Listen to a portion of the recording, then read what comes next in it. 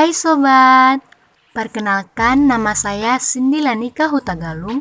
Saya dari kelas 12 MIA 1. Nah, kali ini saya akan menjelaskan tentang pelajaran geografi, yaitu pengangguran. Apa sih yang dimaksud dengan pengangguran itu? Nah, secara umum, pengertian pengangguran adalah orang yang tidak mempunyai pekerjaan. Pengangguran juga merupakan istilah yang diberikan untuk orang yang tidak bekerja sama sekali, sedang mencari kerja, bekerja kurang dari 2 hari selama seminggu, atau seseorang yang sedang berusaha mendapatkan pekerjaan yang layak. Berikut macam-macam pengangguran berdasarkan lama waktu kerja dan berdasarkan penyebab terjadinya pengangguran. Yang pertama, pengangguran terbuka.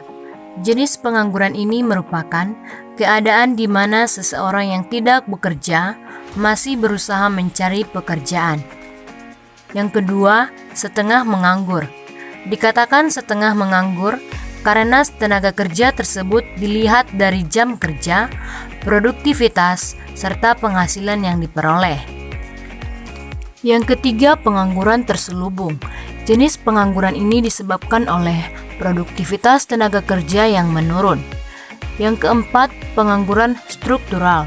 Pengangguran struktural adalah jenis pengangguran yang disebabkan oleh perubahan ekonomi dalam waktu lama, misalnya perubahan negara dari agraris menjadi ekonomi. Yang kelima, pengangguran konjungtural atau siklis.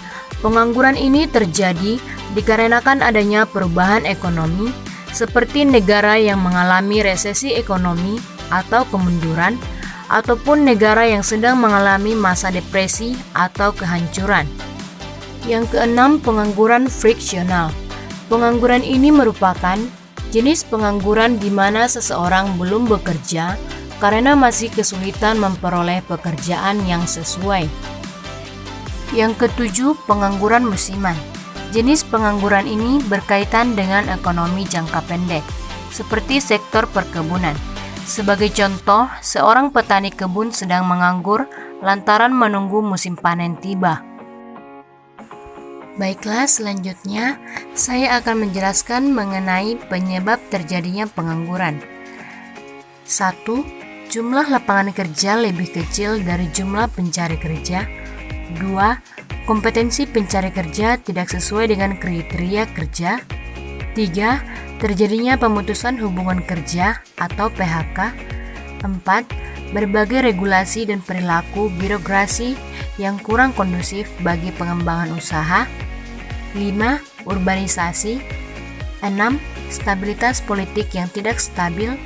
7. Perilaku proteksi negara maju dalam menerima ekspor dari negara berkembang. Nah, selanjutnya saya akan menjelaskan dampak dari pengangguran. Pengangguran dapat menurunkan aktivitas perekonomian.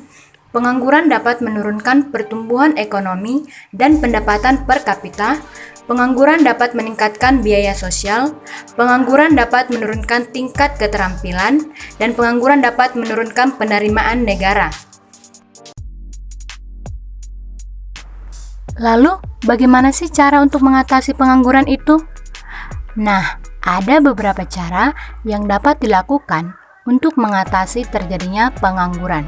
Yang pertama, cara mengatasi pengangguran struktural, yaitu memindahkan para penganggur ke tempat yang lebih membutuhkan, membuka pendidikan dan pelatihan, mendirikan industri dan proyek-proyek padat karya, meningkatkan mobilitas atau perputaran modal dan tenaga kerja, dan menyadarkan masyarakat akan pentingnya menguasai teknologi modern.